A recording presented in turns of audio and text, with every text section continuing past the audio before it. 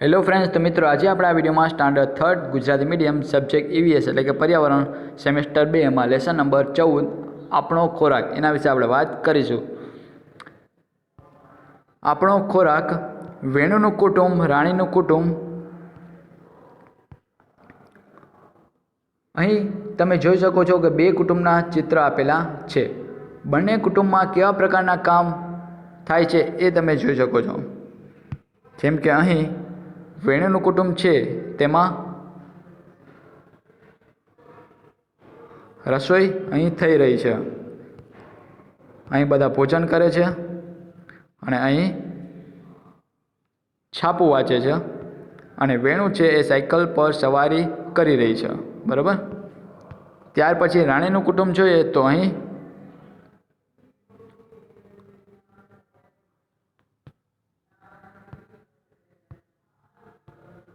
રસોઈ છે એ બની રહી છે.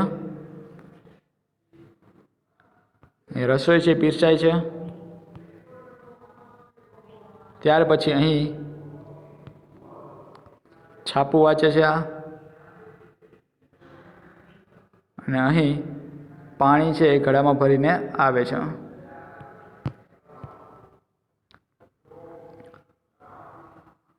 શું તમારું કુટુંબ પણ આ બંનેમાંથી કોઈ એક જેવું છે? જો હા, તો તમારું કુટુંબ કોના જેવું છે? તમારું કુટુંબ તેમના જેવું કેવી રીતે છે એ તમારે જણાવવાનું છે. તમારા કુટુંબના બધા સભ્યો સાથે જમે છે? તો હા. તમે રસોઈ કામમાં કઈ મદદ કરી શકો છો? તો હા, શાકભાજી સુધારી શકું છું. ત્યાર પછી કુટુંબમાં રસોઈ કામમાં કોણ મદદ નથી કરતું અને કેમ? તો પપ્પા, કારણ કે તે ઓફિસે જાય છે. ત્યાર પછી પૂછોને લખો. અહીં કેટલાક કામ જણાવેલા છે તમારા ઘરમાં અને તમારા મિત્રોના ઘરમાં. તે કામ કોણ કરે છે તે પૂછો અને તેની નોંધ કરો. તમે પણ યાદીમાં બીજા કામ ઉમેરી શકો છો. જેમ કે રસોઈ બનાવવી તો એ કોણ કરે? આપણા મમ્મી. તમારા મિત્રના ઘરમાં એ પણ મમ્મી જ કરે.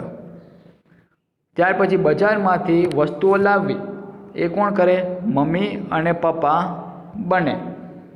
જ્યારે તમારા મિત્રના ઘરમાં તો એ પણ મમ્મી અને પપ્પા બંને. કચરો વાળવો એ પણ કોણ કરશે? મમ્મી.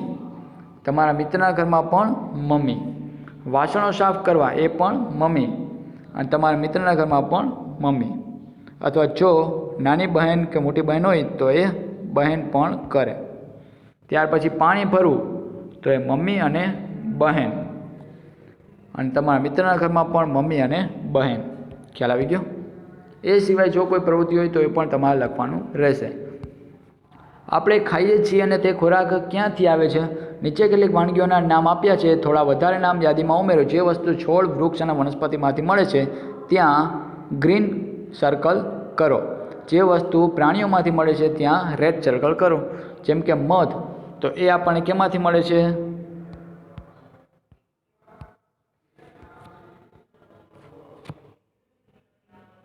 મધમાખીઓનું. બરાબર. એટલે એમાં આપણે કરશી લાલ રંગ. ત્યાર પછી હળદર, તો એ વનસ્પતિમાંથી, એટલે એમાં કરશે આપણે ગ્રીન સર્કલ. માછલી, તો એ કેમાં આવશે? રેડ. બરાબર. ત્યાર પછી અહીં તમારે લખવાનું છે ચોખા. એક કોઈ વસ્તુ અને તે વનસ્પતિમાંથી એટલે ગ્રીન. એવી રીતે મકાઈ છે તો એ કેમાંથી આવશે? વનસ્પતિમાંથી એટલે ગ્રીન. દૂધ કેમાંથી આવે? પ્રાણીઓમાંથી મળે એટલે એમાં આવશે લાલ. લીંબુ વનસ્પતિ એટલે ગ્રીન. ત્યાર પછી કોબીજ કે જે લીલી વનસ્પતિ છે તેમાંથી. પાલક એ પણ વનસ્પતિ એટલે ગ્રીન. બટાટા વનસ્પતિમાં એટલે ગ્રીન. અજમો વનસ્પતિમાં એટલે ગ્રીન. ત્યાર પછી ઘી કે જે પ્રાણીઓમાંથી એટલે લાલ. ઈંડા એની આપણે વાત કરીએ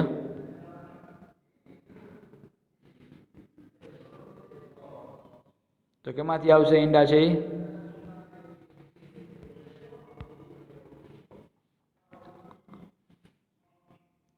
લાલ રંગ, બરાબર, પ્રાણીઓ. ત્યાર પછી માંસ, એમાં પણ લાલ રંગ. ત્યાર પછી કેળા છે તો એ કેમાં આવશે? વનસ્પતિમાં. અહીં આપણે એડ કરી દઈએ દહીં, એમાં કયો રંગ આવશે? લાલ રંગ. આગળ ટમેટા વનસ્પતિમાં આવશે ગ્રીન. ડુંગળી છે એ પણ વનસ્પતિમાં એટલે ગ્રીન. એ સિવાય અહીં તમારે કોઈ પણ બે વાનગી છે તો કોઈ પણ એવી વસ્તુ છે કે જે વનસ્પતિ કે પ્રાણમાં મળતી હોય એ તમારે લખવાની રહેશે. ફોર એક્ઝામ્પલ મરચાં આપણે કહી શકીએ તો એ લીલી વનસ્પતિમાં. વિચારોને લખો. તમે જ્યારે બીમાર પડો છો ત્યારે વનસ્પતિમાંથી બનતી દવા લો છો. ઈજા થાય ત્યારે ઈજા થયેલ ભાગ પર હળદર લગાવીએ છીએ આપણે, બરાબર. ત્યાર પછી પેટમાં દુખાવો હોય ત્યારે અજમો ગરમ પાણી સાથે. શરદી અને ઉધરસ હોય ત્યારે તુલસી, આદુ તથા મધનો રસ લઈએ છીએ. પછી દાંતમાં દુખાવો હોય ત્યારે શેકેલું લવિંગ અથવા તો લવિંગનું તેલ, બરાબર. ચલો ત્યાર પછી આગળ વાત કરીએ. દરેક ટોપલા માટે સાચી વસ્તુ પસંદ કરો અને જોડવા માટે રેખા દોરો. જેમાં અહીં તમને ફૂલો આપેલા છે, બીજું પાન અથવા તો પર્ણો, છોડના બીજા ભાગ અને ફળો.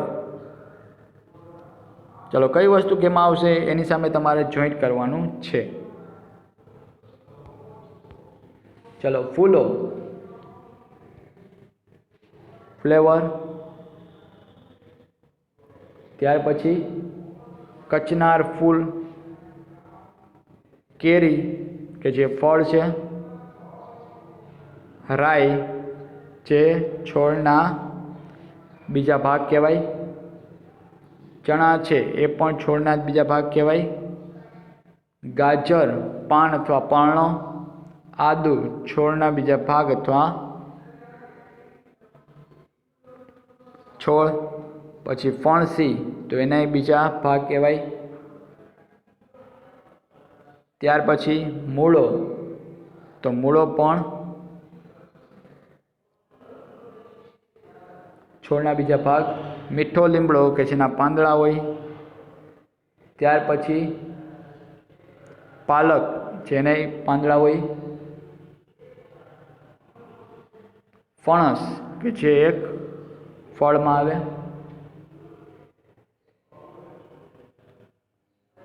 બટાટા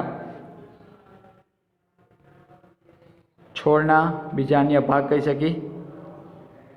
અને કમળનું પ્રકાંડ એ શું છે? ફૂલમાં. અને બીજું છોડના બીજા ભાગ પણ કહી શકી. એ બંનેમાં આવશે. ખ્યાલ આવી ગયો? તો મિત્રો અહીં આપણે લેસન નંબર 14 પૂર્ણ કરીએ છીએ. ફરી પાછા મળીશું નેક્સ્ટ વિડીયોમાં. Thank you.